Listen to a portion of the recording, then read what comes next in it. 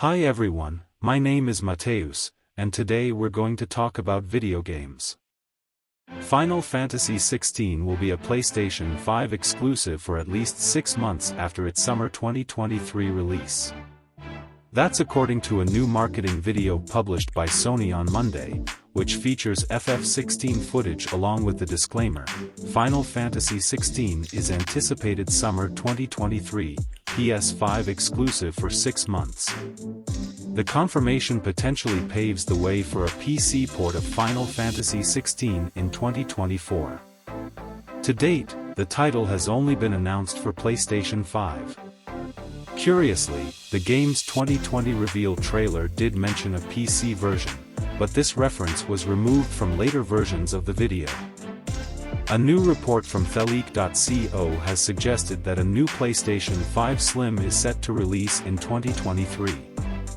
As the leak reports, the goal for Sony is to reduce the weight and size of the console, which is something the company has actively been trying to do by reducing the weight of the console with its B and C chassis. It's understood that the new console, internally referred to as the D chassis, will not necessarily be branded as a slim version. In fact, this new console is set to replace the old PlayStation 5 entirely as previously reported. The new console, the D chassis, starts production in April FY23 and hits shelves in September FY23. Sony is expecting to ship over 30 million consoles in FY23, with 18.5 million being the new detachable disc drive version. It's understood that this change to the PlayStation 5 console is to reduce weight and size to save on shipping costs, but also to save on production costs.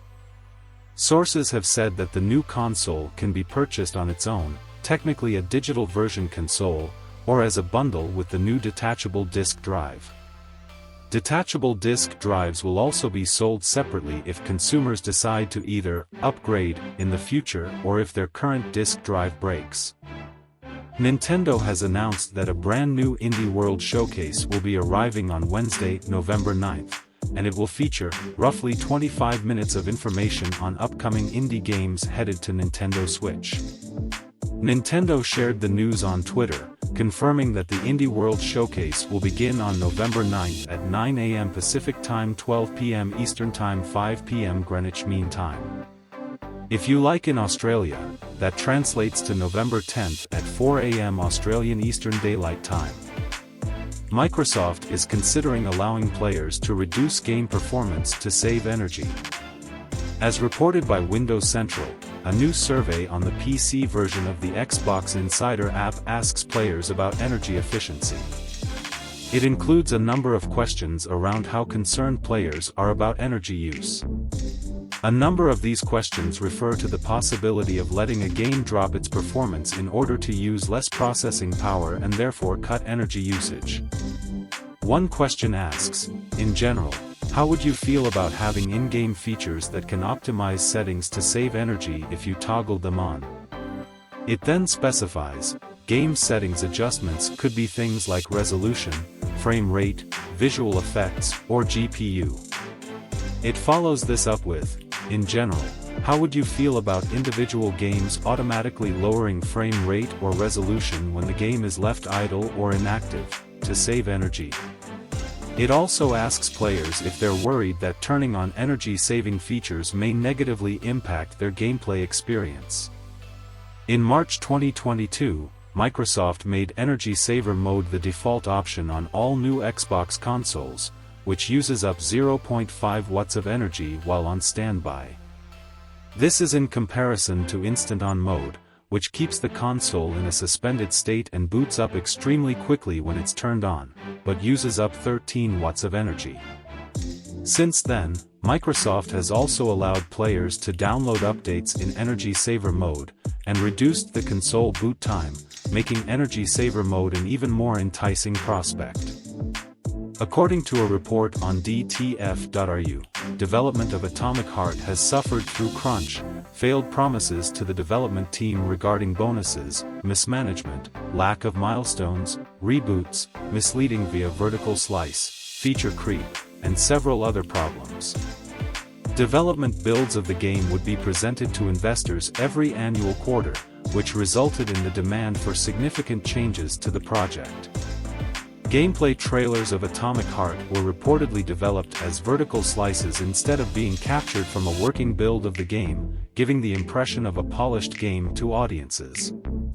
It was decided at some point that the game would feature an open world with various paths and dungeons. Robert Bagratuni, a CEO/investor associated with the project, is of the view that the game sells only a picture and a story, and, therefore, the gameplay can be neglected. According to him, the development team at Mundfish has a lot of work to do, and he believes they can and should give up primitive joys like weekends and vacations for the betterment of the project. He promised that developers will be reimbursed with bonuses beyond their expectation. As mentioned earlier, the management failed to deliver on these promises, as the bonuses never came through. There were numerous milestones and dates, but they were all overly optimistic, especially with regards to the console versions. All versions required extensive testing, and, on a couple of occasions, the management's plans left about 2 to 3 months of time for testing the console versions. Crunches have increased in frequency over the past year, mostly due to the insistence of investors. The majority of the development team was at work over the New Year's break. There were times when developers were given no choice but to crunch. Additionally, the management also appeared to have indulged in a periodic wave of layoffs and new hires upon reviewing the development team's work. Over on Enthusiast Gaming Forum Reset Era, the author of the report mentioned that a total of over 10 members of the game's development team have corroborated his story, further suggesting that these are more than just rumors at this point.